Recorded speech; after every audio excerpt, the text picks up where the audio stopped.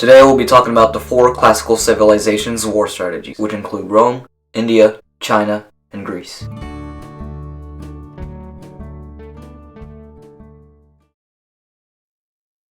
Spartans were known for their large numbers, brute force, and deadly advances. They specialized on the ground, lining up with their shield and overwhelming the enemy with the guerrilla warfare.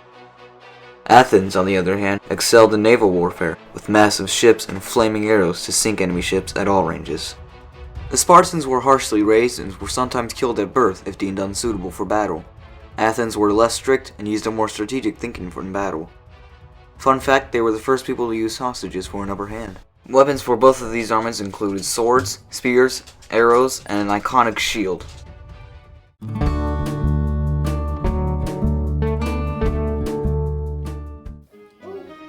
Ancient India used elephants for combat. They were ancient tanks in warfare back then. Most of India's enemies would just flee from the sight of these monstrous elephants, all strapped in spikes and armor, and spearmen riding them for long-range attacks.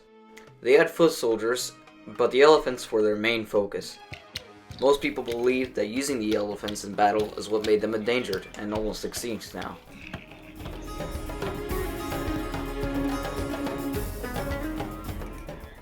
Not much was recorded about wars in ancient India, since Hinduism and Buddhism revolves around peace.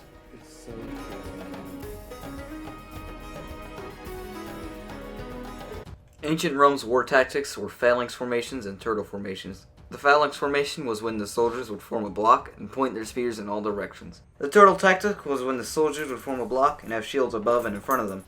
This one was most likely used more, as it provides protection above and in front of them, blocking enemy fire. These tactics were very effective because of the large shields that they used.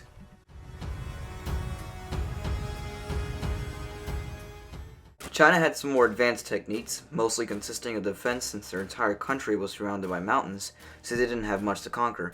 But when they were fighting an enemy, like the Mongolians, they used more tactical fighting, not just a straightforward head-on-head clash. They relied on the Great Wall of China and would ambush the enemy a lot. There's a quote from Sun Tzu's Art of War, not to besiege walled cities if can possibly be avoided.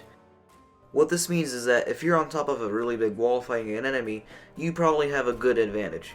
These strategies obviously worked because China thrived for 2,000 years.